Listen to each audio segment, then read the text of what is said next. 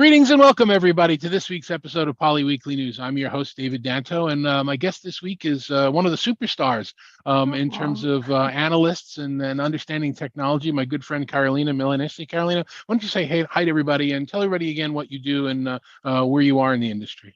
Yes. Hello, everybody. I wish I had your radio podcast voice. I don't. So bear with me, especially after last night, which was when Threads came to life and I had a very long night. So what do? I've been in technology for longer than I want to admit, but I generally tend to talk about technology from a user perspective. That's what I'm passionate about.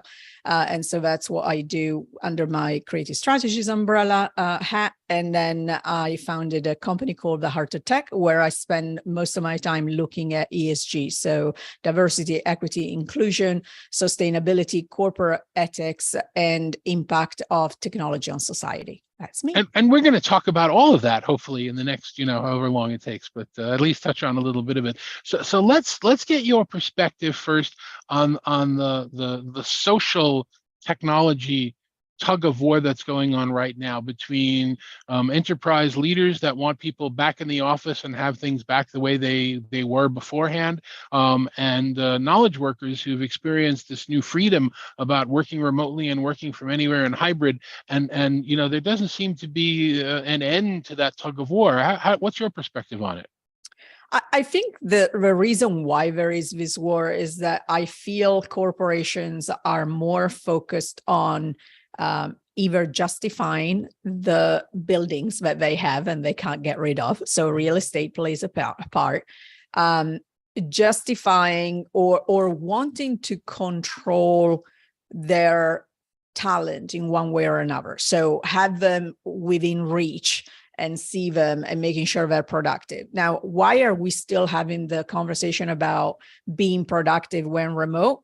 Baffles me, because we all proven that we were able to be productive at the worst of times, right? When everybody was home, our spouses, our dogs and cats and kids and everything else, right? Now we're back in a more regular routine where the kids will be in school. Maybe my partner and I don't necessarily work from home at the same time on the same day. So we are in a better environment when we're remote. And I think, Dave, that if we actually spend more time figuring out what we gain versus what we lose from a hybrid environment, and we looked at changing workflows so that we don't have to say, well, you cannot be as innovative, you can't have as many ideas, you cannot, and actually focus on, okay, maybe if we change the way we run a meeting, we're going to be able to be as, innovative and collaborative and everything else. I don't hear many conversations around that. And I wish that, I think we had this conversation during the pandemic, and we were saying it would be such a waste if all the effort that we put into working remotely and being productive would be just wasted, right? And we go back to what we knew before the pandemic. Well, I think that's really one of the big things that's going to come out of this. There are clearly people that want to put the genie back in the bottle, and I believe, and most of the people that I'm talking to believe that that's just going to fail. If you try and restrict people from a lifestyle and an engagement that obviously worked well and worked for them, it's not going to work. But if you take what was the office and you modify it to be something, this concept we've all talked about, we've been talking about it for years, this magnet, not mandate, is make it a place that people want to go to. It's not what it was before. It's not what it was during the pandemic. It's this you can work remotely and you can have wonderful, engaging days in a newly designed office that meets needs that you can't possibly get at home. But it requires skills training. And honestly, that's one of the things I think we haven't done a very good job of, is training managers. We tend to just promote people that are good individual performers without giving them the training. So, do you share that perspective, and that's really one of the gaps, is getting people to understand how to use the tools and technology and how to really manage people? Yes, I think that there's on the how to manage people, there's still the EQ part of the skill set that managers don't seem to be trained on. And so I think that that's one part of it. But to your point about this is not going to work, people need to hear that, because forcing people back to the office is either going to get people to leave, especially people that made an investment of leaving the area where their office was because of cost or being closer to families or priorities changing, whatever the reason. Or people stay, and that might actually be worse for you, because people stay and they are disengaged and disillusioned with the company, right? So you need to be careful about that. And, normally I hear, well, people have mortgages to pay and they need to survive and the job market is hard. Absolutely. And they're not going to leave, and they're just going to do the bare minimum till they found a place where they want to go. Right. So I do think there's a combination of, first of all, recognizing that a better balance between life and work is necessary. And second, to your point about managing, let's start thinking about differently, not just how we manage, but also how we evaluate, right, the value that the individuals bring to the business. And it's not in how many hours you're sitting in front of a computer. Let's pivot a little bit on that and talk about AI, but not in the sense that everybody's talking about AI and large language models and everything else, but AI and machine learning built into some of these technologies that we're talking about is making it easier to support this model, this hybrid model that we're talking about, that you no longer have to go in and fish for a remote control or adjust a camera or fix sound, that we're getting to the point where technology installs easily, it's less expensive, and it sort of runs itself. And I'm hoping that again, you have a 30,000-foot view of what's going on in technology. I'm hoping you can tell us that you're seeing this trend as well, that the technology that people are interacting with both at home and the office is improving to the point where we can now start to sustain some of this. Yeah, I think it is, from a hardware perspective, for sure. You're seeing, all the things that you said, from anything from, audio to cameras, and, making sure that your eyes are looking at the camera all the time and are engaged even when you're not. For me, is actually avoiding being seen, rolling my eyes, which I do very often in conversations. But the sound and anything that is going on around you being muted and having your voice channeled in the right way. But I think the part where I'm most excited about, and where we just seen the glimpse of it, is generative AI when it comes to meetings, right? And so the ability for a lot of these platforms to take our conversation and make sure that somebody that comes in late can catch up very quickly as to, what are we talking about? Where are we? Or somebody that is not going to be able to tune in the meeting, and having the notes already done with everything highlighted, including if there's any follow-ups that the person has to pay attention to and deliver on. Those, I think, are the exciting part, the taking away the friction. Do you remember the days when we would go into a room and everybody's like, okay, who's going to take notes? Who's going to be at the whiteboard? It's never me, because I take terrible notes and my handwriting is terrible. But, those days are over. You make up for that by speaking like 500 languages, so I'm not really worried about your note taking. Yeah, just because I don't have to write them. Yeah. Yeah, no, those days are over, and I still think we can't trust some of that generative AI yet, for a bunch of different reasons. It's in the earliest phases, and I think we're not losing our jobs. Our jobs are changing from authors to editors, that we need to go in and look at it and make sure that it's actually accurate. Yes, 100%. And I think that in an enterprise environment, that trust is higher than it is on the consumer level, because the data that the AI is going to be using is more tailored, is more contained, and is easier to come up with insights with that. But you're absolutely right that critical thinking is going to be one of the key skill set that we're going to have. And this is where I get extremely passionate when, I'm talking about my kid and their generation, and I see schools trying to shut this down instead of empowering kids to actually learn how to use it ethically, and to their advantage in terms of doing more, doing better, doing different. And that's really what I hope that even in a work environment, we will be able to do. Yeah, I read an article a couple of months ago, and I tried to find it again afterwards, and I couldn't, about a college professor who completely turned the tables on it. Really admired this, where he required that the closing essay for the class I read that, be yes. generated by AI, and he gave the instructions and the code and the lines to use to make the request, and then he asked his students to correct and grade it.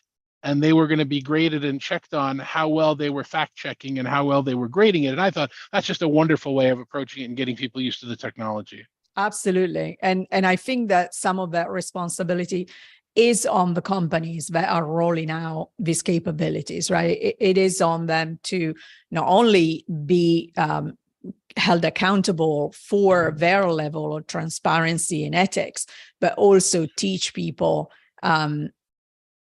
how to take advantage. Because I agree with you, of course, some jobs will be impacted, but by and large, this is offering a bigger opportunity for everybody versus just focusing on, how many people are going to lose their job. Okay, so let's change the subject completely. Let's talk about what we were chatting about before we started recording this call, in that you and I talk extensively about being able to work from home. And you've just recently moved into a new home and changed the city that you were living in. And we find ourselves on the road more than anybody else, that we're still traveling. It's an interesting phenomenon, isn't it? That the folks who preach this, you don't have to go anywhere, are the ones that go the most places to preach that. What have your experiences been on the road so far this year? Yeah, I'm home this week for the first time in 8 weeks, 9 weeks, something like that. And I hope that this is just the kind of getting us, out of the system, getting to a place where we haven't seen some people for a long time. We want to reconnect. And now that we reconnected, we're gonna feel differently about how much we travel. But I remember we had a conversation during the pandemic where we were saying, well, I want different from an event, right? I want the event to either give me something that they can't give me over this medium, over video. So take me somewhere to watch a keynote that I can watch at my desk. Not a good use of my time. Taking me somewhere where I get extra content, where I get to meet people, where I have, one-on-one conversation with people that I've not met or that I don't meet very often is absolutely critical. But even with that, I feel that right now there's a lot of, the same reason why you want to go to the office is the same reason why you travel. In other words, the concern of that proximity bias, that if I'm not there, somebody else is going to take my opportunity, or I'm going to be seen as invested in a client or a topic or whatever the case might be, is definitely on people's mind. And I think that that's where, again, is a question of having conversations and learning versus, it's nothing to do with the technology or anything else. It's just a question of, making sure that you have conversations straight up and explain what your priorities are and how you go around okay, I cannot be there in person. How else can we do this? Yeah, and one of the things about being in person, whether it's traveling to an event or being in an office, is having a very specific agenda and Correct. sticking to it. It's like, why am I coming in? If I'm coming in just to appease somebody who wants to see me sitting in a chair, or if I'm coming in just because you've invited everybody and I'm one of the people that you invited, well, what's the point? But if I'm coming in because this is happening at 10 and this is happening at 11 and this is happening at 12 and here's the dinner or the lunch or the get together, that's going to bring me in there because I know it's going to be a good use of my time. I assume Yes. you feel the same. Absolutely. And being transparent about that as well, about, what's in it for me. And I become much more direct in the way that I approach this. And so I go in asking questions like that. Who am I meeting? How much time do I have one-on-one? What is your priority as my customer, right? To your point, if you just want a warm body in the chair and that's what you want from me, okay, as long as I know, I'll make an informed decision whether or not I want to do that, right? But let's not just start from the point that we all want to fly somewhere and that is glamorous, because he ain't. I'm still on West Coast time, even if I'm home, right? So I was up till 3:00 in the morning. Nobody wants to do that. Yeah, if you think flying is glamorous, trust me, you haven't been flying lately. That's what I tell people. But of course, it's a little easier now that you're taking your Poly Voyager 360s, right? Absolutely. I love this little thing. And I was actually recharging it because one of the things I love is the kind of a control. But I'm going to have to tell you something that I'm not that keen on. Go ahead. I was like, it's this thing. That I'm grateful that you put it in, but it's like, how long is this going to take before it's 2023? Let's just get rid of it. Bluetooth should just work. Well, wouldn't it be fascinating if, say, a company that makes a lot of PCs bought a company that makes a lot of headsets and maybe looked at whether or not there was an extra little millimeter you could kind of shove that in? I mean, I don't know. We'll see where that goes. But yeah, I'm hoping that that's something that the industry and our organization can solve. But good to know that that would be great. It makes my flying experience easier. I hope it makes your flying experience easier, especially that you can connect it to in-flight entertainment. And I'll be perfectly honest with everybody. I looked over because I have them here. I love my 6200s. In terms of the noise isolation, just how big the earbuds are, that they fit a little bit better and around my neck than the 360. But boy, it's so much easier to carry and pack, and I don't have to keep the big case. And wow. So anyway. Less is more for me. So, the smaller, the better. So I don't have to carry, my bag is already a mess as it is. So let's put technology and return to the office and all those other subjects aside, just as we get ready to wrap some of this stuff and talk a little bit about ESG, which I know I'm passionate about. I know you're passionate about. I recently went to a conference in Florida and made myself wear an I'm an ally button so people would know, without getting too much into politics here. But Pride Month just ended. And it's good to see that most companies are still backing and supporting, a progressive future like that. And I believe this is right. This month is now called Disability Pride Month, right? Or it's celebrating disabilities now that we're in July. Yes, celebrating diversity as a whole, right? Diversity is not just about gender and sexual orientation; it's also about neurodivergency and different able individuals. So I think that's exciting that we start to talk more broadly about that. And I think during COVID, talking about mental health has become more normalized, as it should be. We're not quite there yet, but I wanted to touch on you said, without getting political and talking about ESG. And one thing that I want to say is that we are making it political in this country, right? It's not about politics. We're making it about politics. We're so polarized in some of these conversations that everything becomes a weapon in that respect. But it's not. It's about human rights. It is about societal issues. And I think that every brand, yes, you're correct, especially in tech, I've seen the support still being there. But we've seen, instances like Target pulling LGBTQIA plus merchandise away from the show floor because they were getting pushback. So it is about doing the right thing because it's the right thing to do. But then the part where I get frustrated is how you see the difference between companies backing sustainability versus DE&I. Sustainability has a clear revenue opportunity associated to for most companies, especially in tech. And so people see the opportunity or see the risk, and therefore they invest. With diversity, equity, and inclusion, that dollar correlation is not clear yet. But that's on the companies, not because it doesn't exist, right? We might not be able to put hard numbers to it, but if we're not going to start being more diverse now, as we look at talent, we will run out of people. And that is the part that people don't understand. If we are not starting to think more in a more inclusive way about our target market, we will run out of customers.